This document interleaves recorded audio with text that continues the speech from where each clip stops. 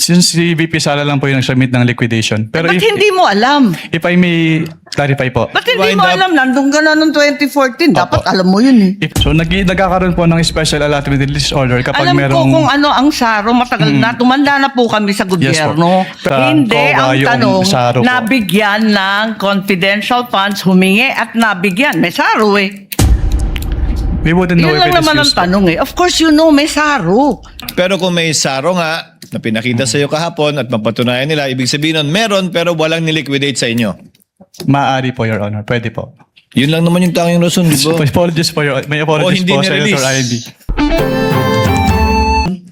Okay, kanina sinabi mo na hindi ka umabot doon sa notice of disallowance pero andun pa rin sa ICBAO nung na-release yung notice of suspension, di ba? Yes po, Your Honor. Okay. So, doon sa notice of suspension, katulad ng disallowance, na sabi mo, kahit wala ka na ron, you were made aware kasi nabalitaan mo, pinagbawal ba ng COA yung mga confidential expenses dahil peke o fictitious, gawa-gawa lang yung mga AR? Anong pong notice yung tinutukoy niyo po, Your Honor?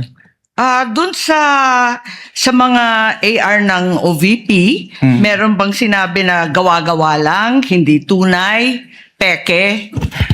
Dahil hindi po yan yung focus ng audit namin, wala po may basis para magkaroon ng findings po doon sa mga sinasabi niyo. So ang sagot, no. Walang sinasabi na fictitious yung AR.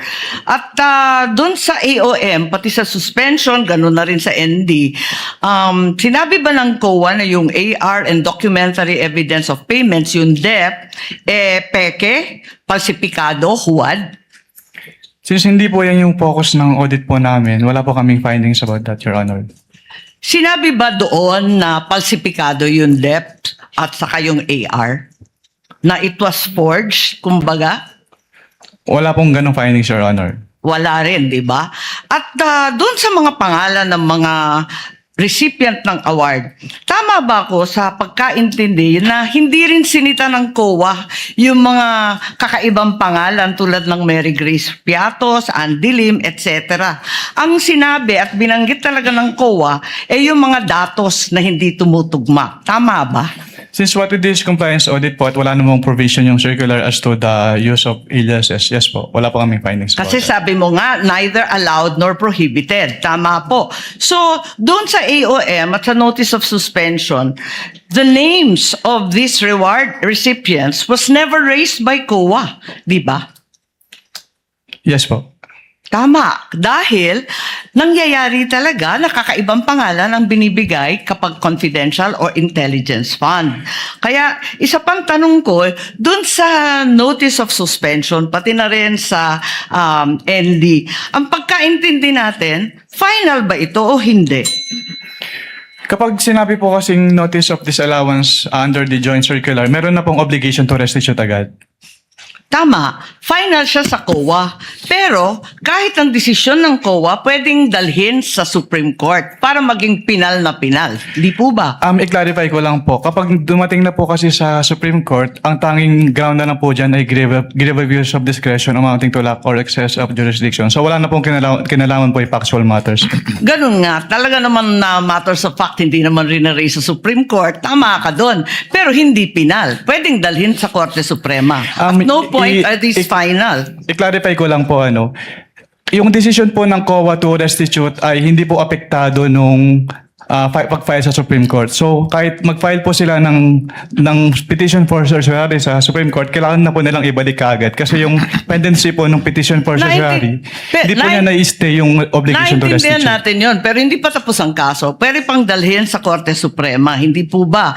At saka dun sa notice of suspension, balikan ko lang, was there a finding na ginamit sa pansarili yung mga confidential funds ng OVP?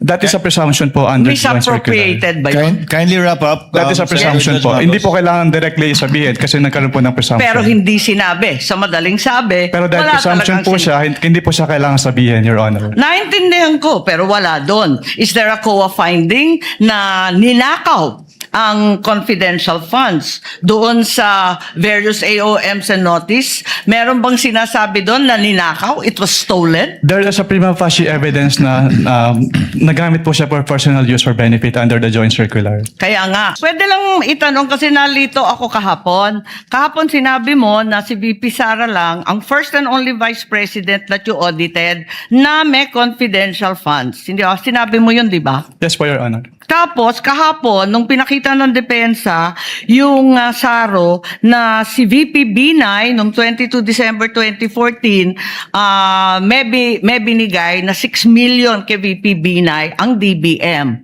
Alin ba ang totoo sa dalawang sinabi mo magkatunggali? Yung pinakita po kahapon ay special allotment release order po. Ano?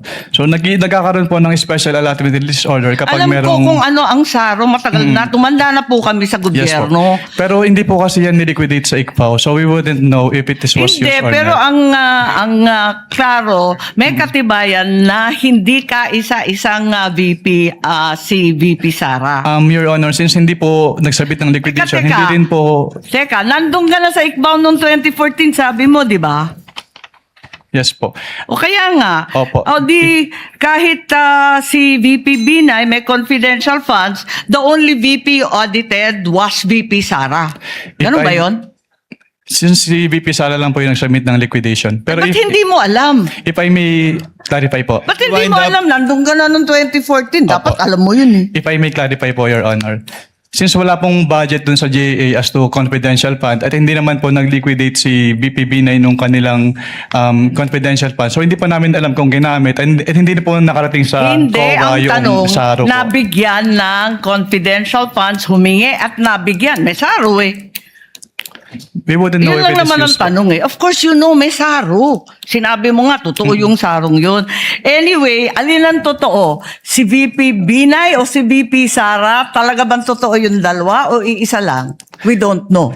Based on our records po, si VP Sara lang po yung may liquidation. So maraming we don't know ang COA? Ganun ba yun?